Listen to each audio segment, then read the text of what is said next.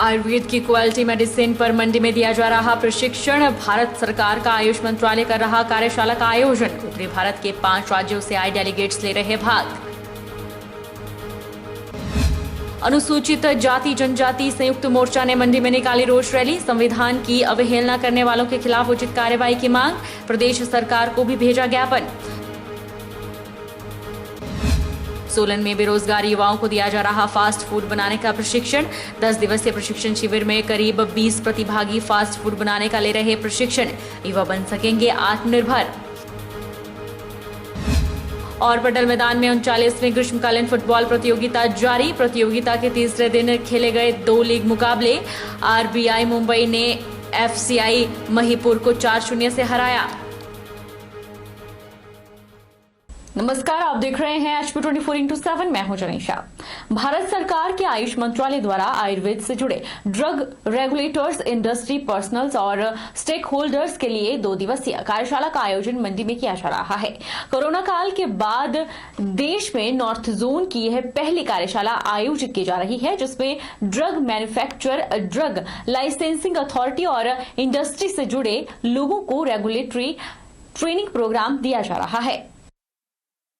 भारत सरकार के आयुष मंत्रालय द्वारा आयुर्वेद से जुड़े ड्रग रेगुलेटर्स, इंडस्ट्री पर्सनल और स्टेक होल्डर्स के लिए 2 दिवसीय कार्यशाला का आयोजन मंडी में किया जा रहा है। आयुष मंत्रालय के रिसोर्सेज पर्सनल CCRS के साइंटिस्ट हैं और रीजनल रिसर्च इंस्टीट्यूट के विशेषज्ञ विशेष रूप से शामिल होकर मंत्रालय द्वारा जारी गाइडलाइंस पर विस्तार से जानकारी दे रहे हैं। कार्यशाला में हिमाचल से 23, उत्तराखंड से 7, हरियाणा से 4, JNK से 2 और पंजाब से वर्चुअली माध्यम से डेलीगेट्स जुड़कर जानकारियां हासिल कर रहे हैं। भारत सरकार के आयुष मंत्रालय के उप सलाहकार डॉक्टर SR चिंता ने बताया कि कार्यशाला के दौरान क्वालिटी मेडिसिन का निर्माण लाइसेंस जारी करते वक्त किन किन बातों का ध्यान रखना है और इससे संबंधित उद्योगों ने किस प्रकार से कार्य करना है जैसी बातों पर प्रशिक्षण दिया जा रहा है। Standards for manufacturing before it is sold into the country. What is the standard for the manufacturing and what is the nature of the WHO GMP certificate which are being issued?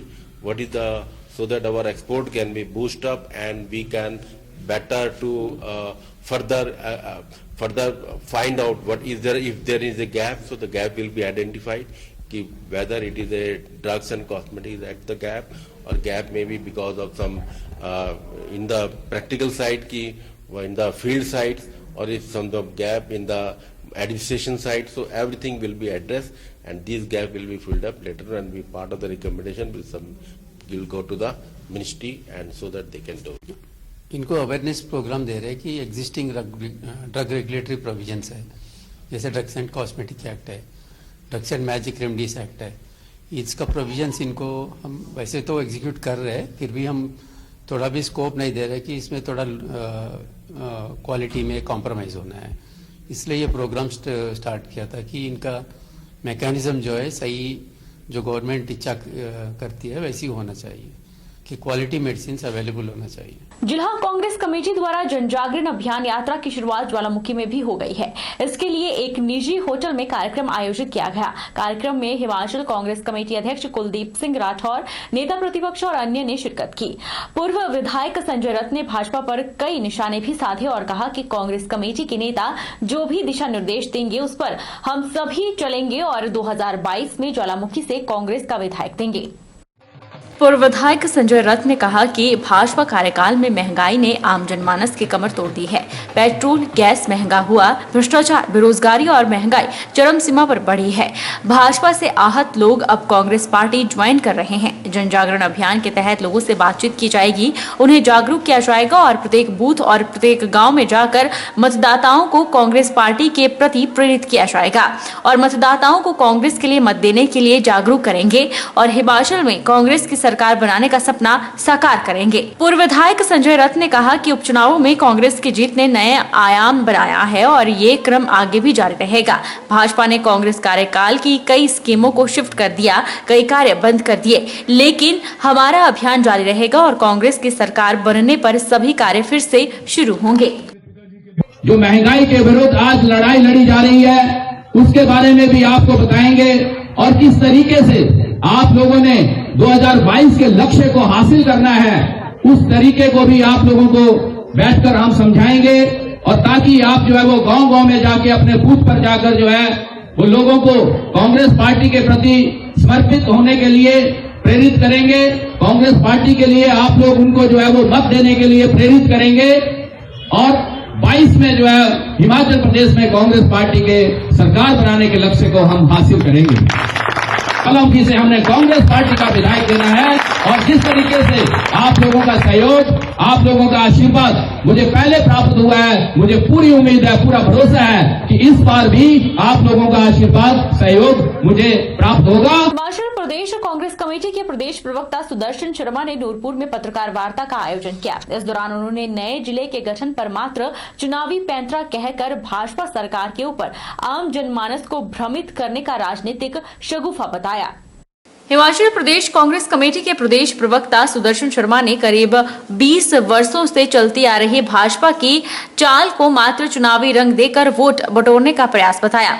उन्होंने कहा कि जनता प्रदेश में 3 प्रस्तावित जिलों का गठन धरातल पर देखना चाहती है। प्रदेश प्रवक्ता ने बताया कि जब जब भी चुनावी माहौल का दौर बनता है तो भाजपा सरकार के नेता जिलों के गठन का जिन्न लेकर जनता के दरबार में पहुंच जाते हैं, लेकिन जब चुनाव खत्म हो जाते हैं तो उसी जिन को फिर से उसी बोतल में बंद करके अगले चुनावों तक धुंध की दुनिया में रख दिया जाता है। सुदर्शन ने कहा कि जिला स्तर का अगर इंफ्रास्ट्रक्चर ही तैयार कर दिया जाए और जिला बनाने के लिए स्थानों को चिन्हित भी कर दिया जाए तो भी गनीमत होती, लेकिन धरातल पर मात्र आश्वासन ही नजर आते हैं। मैं 20 वर्ष से ये सुनता आ रहा हूं कि जिलों का गठन होगा, लेकिन उसका जो स्ट्रक्चर है जिले के लिए, क्या एक तहसील लेवल का स्ट्रक्चर चाहिए? उसके लिए सबसे पहले प्रस्तावित जो जगह है, स्थान है, उसको बनाया जाता है। और जब भी चुनाव आते हैं तो जिलों का गठन का जो शगुफा है उसको छोड़ दिया जाता है। अब मैं तो कहता हूं कि यदि ये महत्वपूर्ण काम यदि हो जाता है तो इसके लिए हिमाचल प्रदेश की जनता, क्या जिला कांगड़ा की जनता जो है वो सभी अपने आप में अब सौभाग्य महसूस करेगी।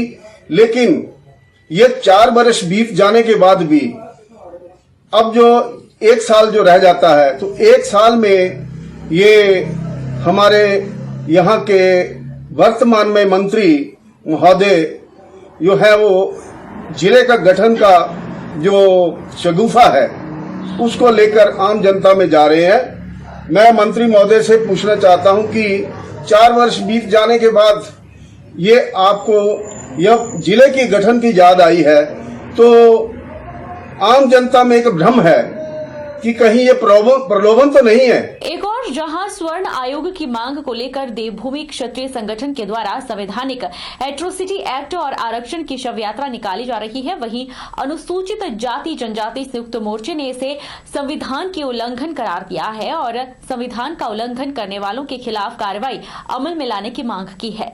एक और जहां स्वर्ण आयोग की मांग को लेकर जिस तरह से देवभूमि क्षत्रिय संगठन के द्वारा संवैधानिक एट्रोसिटी एक्ट और आरक्षण की शव यात्रा निकाली जा रही है, वहीं अनुसूचित जाति जनजाति संयुक्त मोर्चा ने इसे संविधान का उल्लंघन करार दिया है और संविधान का उल्लंघन करने वालों के खिलाफ कार्रवाई अमल में लाई जाने की मांग की है।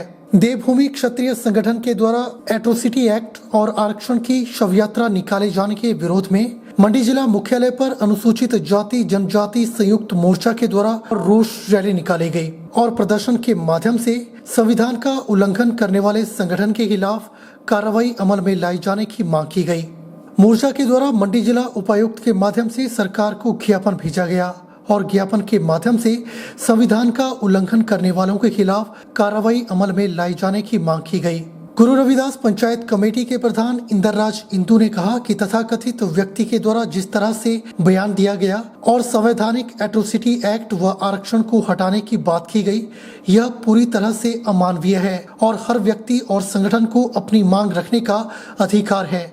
लेकिन जिस तरह से उन्होंने सरकार के सामने संवैधानिक एट्रोसिटी एक्ट और आरक्षण की शव यात्रा निकाली है और संविधान की अवहेलना की है, अपमान किया है उनके खिलाफ उचित कार्रवाई अमल में लाई जाए। एक रोष रैली है जो बीते दिनों हमारे समाज के साथ जो कुछ घटित हुआ उसको लेकर हमारे समाज में रोष है।